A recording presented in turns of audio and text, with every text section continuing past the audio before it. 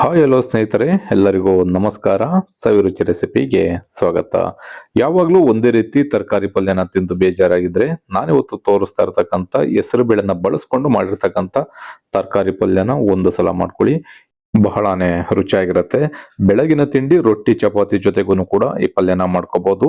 ಅಥವಾ ಮಧ್ಯಾಹ್ನದ ಊಟಕ್ಕೆ ರಸಮ್ಮು ತಿಳಿಸಾರು ಬಸ್ಸಾರನ್ನ ಮಾಡ್ಕೊಂಡಾಗ ಬಿಸಿ ಬಿಸಿ ಮುದ್ದೆ ಜೊತೆಗೂ ಕೂಡ ಈ ಪಲ್ಯನ ಮಾಡ್ಕೋಬಹುದು. ಬಹಳಾನೇ ರುಚಿಯಾಗಿರುತ್ತೆ. ಬನ್ನಿ ಈ ಮಿಕ್ಸ್ ತರಕಾರಿ ಪಲ್ಯನ ಯಾವ ರೀತಿ ಮಾಡೋದು, ಇದಕ್ಕೆ ಏನೇನ್ ಪದಾರ್ಥಗಳು ಬೇಕು ಅಂತ ನೋಡೋಣ.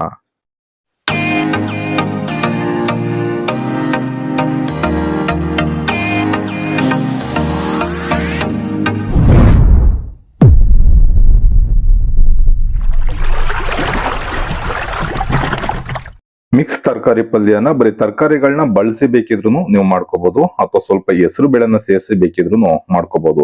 ಹೆಸರು ಬೇಳೆನ ಸೇರಿಸಿ ಮಾಡ್ಕೊಳ್ಳೋದ್ರಿಂದ ರುಚಿ ಬಹಳನೇ ಸಖತ್ತಾಗಿರುತ್ತೆ. ನಾನಿಲ್ಲಿ 1 ಕಪ್ಪಿನಷ್ಟು ಹೆಸರು ಬೇಳೆನ ಒಂದು ಬೌಲ್ಗೆ ಸೇರಿಸ್ಕೊಂಡಿದ್ದೀನಿ. ಈ ಹೆಸರು ಬೇಳೆನ 1 ರಿಂದ 2 ಬಾರಿ ಚೆನ್ನಾಗಿ ತೊಳೆದು ಒಂದು ಅರ್ಧ ಗಂಟೆಗಳ ಕಾಲ ನೆನೆಸಿಟ್ಕೊಳ್ಳೋಣ.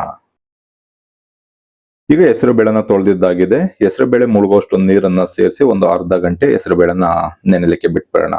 ಅಷ್ಟರಲ್ಲಿ ಈ ಮಿಕ್ಸ್ ತರಕಾರಿ ಪಲ್ಯನ ಮಾಡ್ಲಿಕ್ಕೆ ಏನೇನ್ ತರಕಾರಿಗಳು ಬೇಕು ಅಂತ ನೋಡ್ಕೊಳ್ಳೋಣ ಬನ್ನಿ.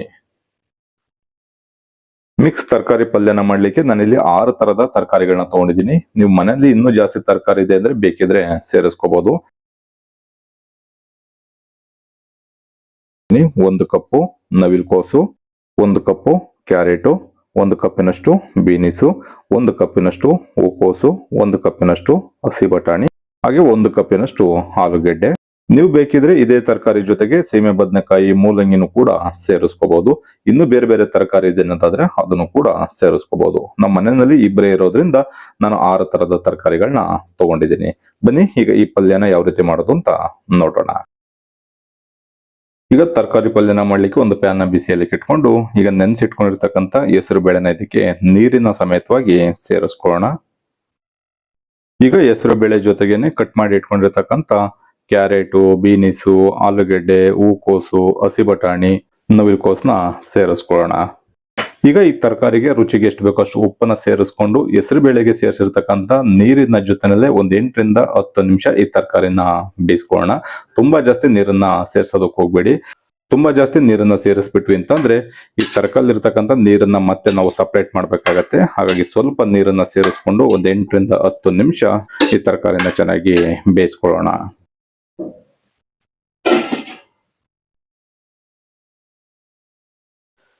ಈ ರೀತಿ ತರಕಾರಿನ ಬೇಯಿಸ್ಬೇಕಾದ್ರೆ ಮಧ್ಯೆ 1 ರಿಂದ 2 ಬಾರಿ ಚೆನ್ನಾಗಿ ಮಿಕ್ಸ್ ಮಾಡ್ಕೊಂಡು ತರಕಾರಿನ ಬೇಯಿಸ್ಕೋಬೇಕಾಗತ್ತೆ. ನಾವು ಹೆಸರು ಬೇಳೆ ಜೊತೆನಲ್ಲಿ ಸ್ವಲ್ಪ ನೀರನ್ನ ಸೇರಿಸಿರೋದ್ರಿಂದ ಆ ನೀರಿನ ಜೊತೆನಲ್ಲಿ ತರಕಾರಿ ಚೆನ್ನಾಗಿ ಫ್ರೈ ಆಗಬೇಕು.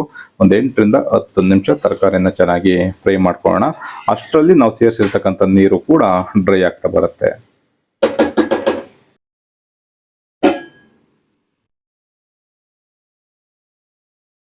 ಈಗ 8 ರಿಂದ 10 ನಿಮಿಷ ತರಕಾರಿನ ಚೆನ್ನಾಗಿ ಫ್ರೈ ಮಾಡ್ಕೊಂಡಿದ್ದೀನಿ. ನೋಡ್ಬೋದು ನಾವು ಹೆಸರು ಬೇಳೆ ಜೊತೆನಲ್ಲಿ ಸೇರಿಸಿರ್ತಕ್ಕಂಥ ನೀರೆಲ್ಲ ಕಂಪ್ಲೀಟ್ ಆಗಿ ಡ್ರೈ ಆಗಿದೆ. ಇವಾಗ ಈ ತರಕಾರಿನ ಸಪರೇಟ್ ಆಗಿ ತೆಗೆದಿಟ್ಕೊಂಡು ಇದಕ್ಕೆ ಒಂದು ಒಗ್ಗರಣೆನ ಯಾವ ರೀತಿ ರೆಡಿ ಮಾಡ್ಬೋದು ಅಂತ ನೋಡೋಣ ಬನ್ನಿ.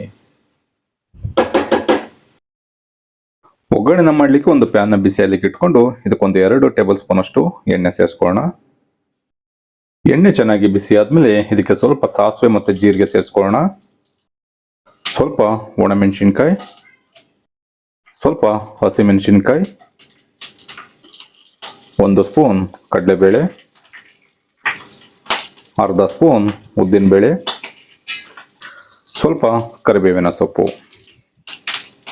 ಇಷ್ಟು ಒಗ್ಗರಣೆ ಪದಾರ್ಥನ ಸೇರಿಸ್ಕೊಂಡು ಒಂದು ಅರ್ಧದಿಂದ 1 ನಿಮಿಷ ಫ್ರೈ ಮಾಡ್ಕೊಳ್ಳೋಣ. ಈ ರೀತಿ ಒಗ್ಗರಣೆನ ಮಾಡ್ಕೋಬೇಕಾದ್ರೆ ಸ್ಟವ್ ನ ಕಂಪ್ಲೀಟ್ ಆಗಿ ಎಳೆಯ ಕಾವ್ನಲ್ಲಿ ಲೋ ಫ್ಲೇಮ್ ನಲ್ಲಿ ಇಟ್ಕೊಂಡು ಒಗ್ಗರಣೆನ ಮಾಡ್ಕೋಬೇಕಾಗತ್ತೆ. ಈಗ ಒಗ್ಗರಣೆ ಪದಾರ್ಥಗಳೆಲ್ಲ ಚೆನ್ನಾಗಿ ಫ್ರೈ ಆದ ನಂತರ ಇದಕ್ಕೆ ಒಂದು 2 ಈರುಳ್ಳಿನ ಸಣ್ಣದಾಗಿ ಕಟ್ ಮಾಡಿ ಸೇರಿಸ್ಕೊಳ್ಳೋಣ. ಈರುಳ್ಳಿ ಸ್ವಲ್ಪ ಎಣ್ಣೆನಲ್ಲೇ ಫ್ರೈ ಆಗಬೇಕು, ಹಾಗೆ ಕಲರ್ ಚೇಂಜ್ ಆಗಬೇಕು. 1 ರಿಂದ 2 ನಿಮಿಷ ಮತ್ತೆ ಎಳೆಯ ಕಾವ್ನಲ್ಲೇ ಚೆನ್ನಾಗಿ ಫ್ರೈ ಮಾಡ್ಕೊಳ್ಳೋಣ. ಈರುಳ್ಳಿ ಒಗ್ಗರಣೆ ಜೊತೆನಲ್ಲಿ ಚೆನ್ನಾಗಿ ಫ್ರೈ ಆದ ನಂತರ ಇವಾಗ ಬೇಯಿಸಿ ಇಟ್ಕೊಂಡಿರ್ತಕ್ಕಂಥ ತರಕಾರಿನ ಇದಕ್ಕೆ ಸೇರಿಸ್ಕೊಳ್ಳೋಣ.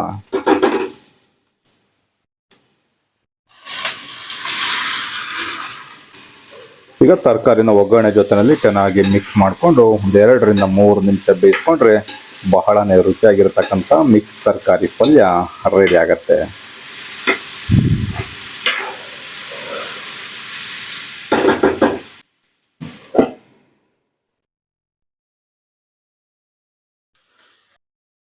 ಈಗ ಒಂದು 2 ರಿಂದ 3 ನಿಮಿಷ ಚೆನ್ನಾಗಿ ತರಕಾರಿನ ಫ್ರೈ ಮಾಡ್ಕೊಂಡಿದ್ದೀನಿ. ಆಲ್ರೆಡಿ ತರಕಾರಿ ಬೇಯಿಸ್ಬೇಕಾದ್ರೆ ನಾವು ಉಪ್ಪನ್ನ ಸೇರಿಸ್ಕೊಂಡಿರ್ತೀವಿ. ನಿಮಗೆ ಮತ್ತೆ ಏನಾದ್ರು ರುಚಿ ಕಡಿಮೆ ಇದೆ ಅನ್ನೋದಾದ್ರೆ ಸ್ವಲ್ಪ ತರಕಾರಿನ ತಿಂದು ನೋಡಿ ಉಪ್ಪನ್ನ ಸೇರಿಸ್ಕೋಬೇಕಾಗತ್ತೆ. ರುಚಿ ಕರೆಕ್ಟ್ ಆಗಿರೋದ್ರಿಂದ ನಾನು ಉಪ್ಪನ್ನ ಸೇರಿಸ್ತಾ ಇಲ್ಲ. ಕೊನೆಯಲ್ಲಿ ಇದಕ್ಕೆ ಒಂದು ಅರ್ಧ ನಿಂಬೆಹಣ್ಣಿನ ರಸನ ಹುಳಿಗೆ ಸೇರಿಸ್ಕೊಳ್ಳೋಣ. ಬೇಕಿದ್ರೆ ಸೇರಿಸ್ಕೋಬಹುದು, ಬೇಡ ಅಂದ್ರೆ ಸ್ಕಿಪ್ ಮಾಡಬಹುದು. ಈ ರೀತಿ ನಿಂಬೆಹಣ್ಣಿನ ರಸನ ಸೇರಿಸೋದ್ರಿಂದ ರುಚಿ ಅಂತೂ ಬಹಳನೇ ಸಖತ್ತಾಗಿರುತ್ತೆ. ಏಕೆಂದ್ರೆ ಈ ಪಲ್ಯಕ್ಕೆ ಯಾವುದೇ ರೀತಿ ಟೊಮೊಟೊನ ಯೂಸ್ ಮಾಡದಿರೋದ್ರಿಂದ ಹುಳಿ ಇರೋದಿಲ್ಲ. ಹಾಗಾಗಿ ನಿಂಬೆಹಣ್ಣಿನ ರಸನ ಸೇರಿಸ್ಕೋಬೇಕಾಗತ್ತೆ. ಸ್ವಲ್ಪ ತೆಂಗಿನಕಾಯಿ ತುರಿ ಸೇರಿಸ್ಕೊಳ್ಳೋಣ. ತೆಂಗಿನಕಾಯಿ ತುರಿ ಅಥವಾ ಕೊಬ್ಬರಿ ತುರಿ ಯಾವ್ದನ್ನ ಬೇಕಿದ್ರೂ ಸೇರಿಸ್ಕೋಬಹುದು. ಕೊನೆಯಲ್ಲಿ ಸ್ವಲ್ಪ ಕೊತ್ತಂಬರಿ ಸೊಪ್ಪನ್ನ ಸೇರಿಸ್ಕೊಳ್ಳೋಣ. ಈಗ ಸ್ಟವ್ ಅನ್ನ ಆಫ್ ಮಾಡಿ ಈ ತರಕಾರಿನ ಚೆನ್ನಾಗಿ ಮಿಕ್ಸ್ ಮಾಡ್ಕೊಂಡ್ರೆ ಬಹಳನೇ ರುಚಿಯಾಗಿರ್ತಕ್ಕಂಥ ಮಿಕ್ಸ್ ತರಕಾರಿ ಪಲ್ಯ ರೆಡಿ ಆಗತ್ತೆ. ತಿನ್ನೋದಕ್ಕಂತೂ ಬಹಳನೇ ಸೂಪರ್ ಆಗಿರುತ್ತೆ. ಈ ಪಲ್ಯನ ಬೇಕಿದ್ರೆ ಬೆಳಗಿನ ತಿಂಡಿಗೆ ಮಾಡ್ಕೋಬಹುದು ಅಥವಾ ಮಧ್ಯಾಹ್ನದ ಊಟಕ್ಕೆ ಬೇಕಿದ್ರು ಕೂಡ ಮಾಡ್ಕೋಬಹುದು. ಮನೆಯಲ್ಲಿ ತಿಳಿ ಸಾರು ಬಸ್ಸಾರನ್ನ ಮಾಡ್ಕೊಂಡಾಗ ಈ ಪಲ್ಯನ ಮಾಡ್ಕೊಳ್ಳಿ, ಬಹಳನೇ ರುಚಿಯಾಗಿರುತ್ತೆ.